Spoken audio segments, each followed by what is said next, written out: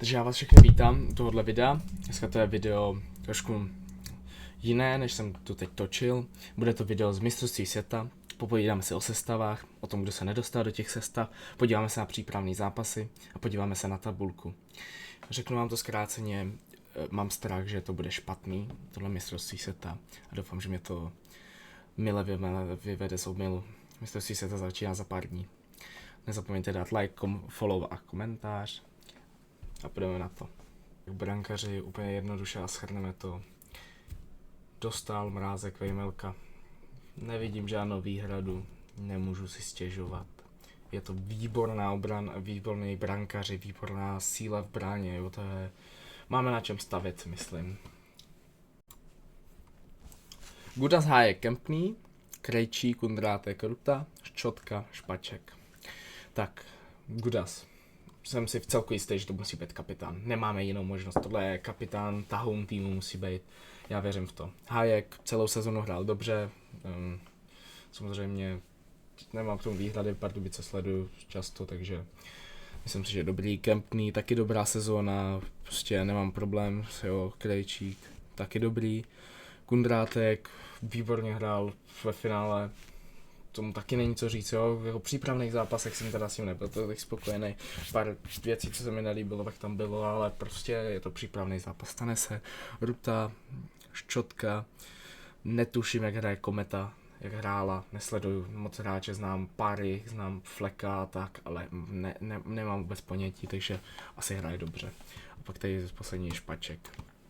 Tak a jdeme na to nejdůležitější útok a to je náš asi kámen úrazu.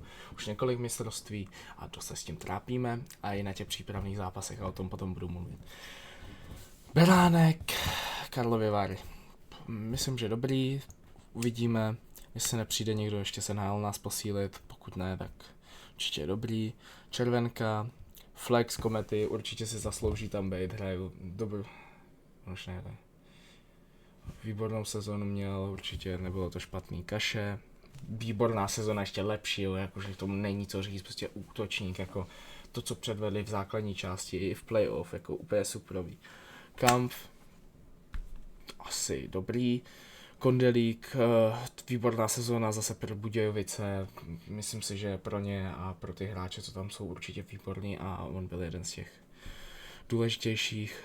Kousal, Praha, Sparta, taky výborný hráč, útok, výborný, hodně gólů dal, hodně důležitý pro Spartu i pro postup pro playoff a nemám moc k tomu výhrad. Kovařčík, Kubalík. Tak a tak tomuhle si řeknu víc. Myslím si, že budeme muset stavět na Kubalíkovi v útoku, protože jako je to jeden z nich, jako logicky je to z NHL nám přišel Kubalík, je to jeden z nejlepších útočníků a myslím si, že by měl to tady tahat. Doufám, že to bude vyplnění, nebyl na přípravných zápasech, no byl teďka se Švýcarskem, se neviděl, nevím jak hráli, ale k tomu se ještě dostaneme, takže Kubalík doufám, že bude prostě ten tahoun, Lenz, Palát, Stránský, Lukáš Sedlák, jo, mám tomu jako co víc říct je, že doufám, že Lukáš se prosadí, že na minulém mistrovství vlastně byl jenom zraněný a neviděli jsme jak hrát, takže uvidíme jak bude hrát v drezech nároďáků.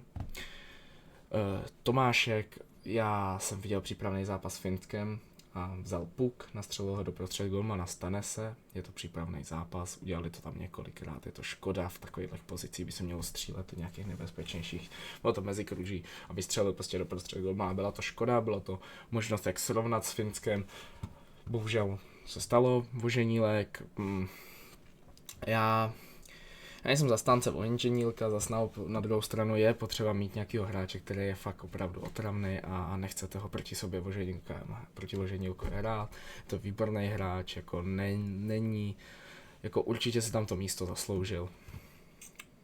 Takže přejdeme na ty hráče, kteří se nedostali do sestavy na mistrovství světa.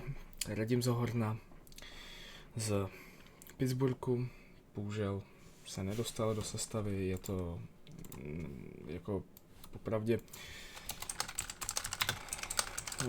když se kouknu na internet, tak jakoby neměl úplně nejlepší sezónu, neměl úplně ve formě, ale nemyslím si, že zase jakoby by tam neměl být. Je to škoda, že takovýhle hráče tam nemáme. ale bohužel to tak prostě je. Pak Tomáš Nosek, úplně to samý situace, prostě hráč NHL, který by mohl s náma jet na mistrovství světa a není tam. Pak je tam 2 hráči, který vlastně poslední, který se tam nedostali, tak je Jiří Ticháček, výborná sezóna za Kladno, je to vlastně borec, co prostě měl svoji jako superovou sezónu, je ten známý to video s Jágrem, jako vzal do toho Bostonu, jo, se podívat a tak, je to prostě hráč výborný a nejvíce kontrolnější je Jakub Vrána, který si myslím, že nám bude na mistrovství chybět. Je to hráč, který je důležitý v naší sestavě, vždycky byl ten tahoun, který dával góly a tak dále. Takže tohle je ty hráči, kteří nám budou chybět a myslím si, že jako Vrána tam měl být a je to chyba, že jsme ho nevzali. Ale co já jsem, abych soudil, nejsem trenér. Budeme muset věřit, že to zvládneme i bez něho.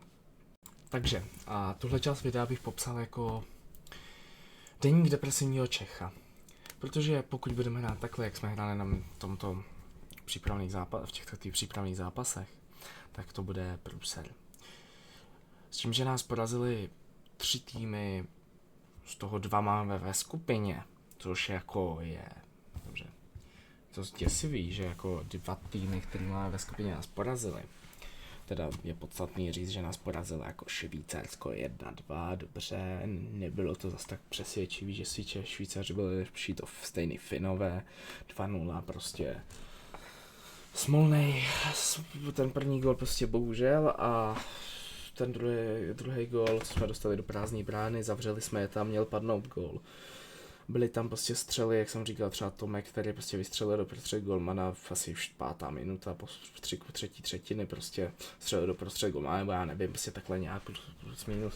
Prostě škoda, měli jsme hromadu šancí, byli jsme i lepší, je to škoda, ale když se koukneme na naše skóre, tak je to 2-8. 2 góly z 3 zápasů je opravdu špatný výsledek a není to možné, aby jsme s tímhle přijeli takhle na mistrovství světa. S tím, že jsme dostali 8 gólů, myslím si, že kdybychom dostali o 2 míň, tak je to v pohodě, 2 góly na zápas nejsou zas tak hrozný, myslím si, že určitě jako v tomhle hledat chybu nemusíme, 8 gólů prostě padlo. Myslím si, že tak 2 do prázdných, že nám jich dali tak 6, jako na to se už nikdo neptá, ale není to špatný. 2 góly na zápas není nejhorší výsledek, ale my bychom museli dát těch 8 gólů taky. Třeba kdybychom měli statistiky, jako mají Švédi 7-5, nádhera. Takový bych si představoval. 7 gólů dali, 5 jich dostali. Výborný. Švýcaři 4-6, taky dobrý. Finové přejeli tu skupinu 11-5, mají se jako skóre a 3 výhry. Budeme výhra v prodloužení Švédama dneska. Když se koukneme na výsledky a koukneme si tady na Česko-Švýcarsko, strašně špatný máme, když se koukneme na statistiky, tak máme úplně neuvěřitelně máme špatný jako proměňování střel na branku. My vystřelíme, jako my máme 21-16 na střely na branku. To není možný, že mi má být, statisticky by to mělo být tak, že na každý 10. střelu máte 1 gól. Teoreticky. Ano, není to tak, ale 21-16 máme 1 gól. Dobrý. Ale my prostě neproměňujeme ty šance, to je stejný. Když se koukneme na zápas třeba s Finskem, tak prostě my neproměňujeme šance, jo, to bude tady, nebo já si to možná pletu, jo, s Finskem, tohle je definice našeho hokeje. Já se omlouvám, to je strašný tohle vidět, tohle je strašný vidět, co se děje. Je to 39-16 na střely, je to 1-4, výsledek 1-4, prostě není možný, aby byl výsledek 1-4 a my jsme vedli 39-16 za střely. Neproměňování střel a proto jsem říkal, že mám strach z toho útoku. Protože my nemáme prostě gólovýho útočníka. Ano, prostě je to tak. Prostě naše zápasy dopadly tak, jak dopadly. S Švédama jsem ještě ani statistiky neviděl, můžeme se kouknout na to. Švédama to dopadlo že jsme prohráli a zase úplně stejná situace, 34-12, to je, co jsem ani ještě neviděl, že to je strašný. 34-12. Tohle je neproměňování gólu, neuvěřitelný, takže tohle bude muset zlepšit na mistrovství.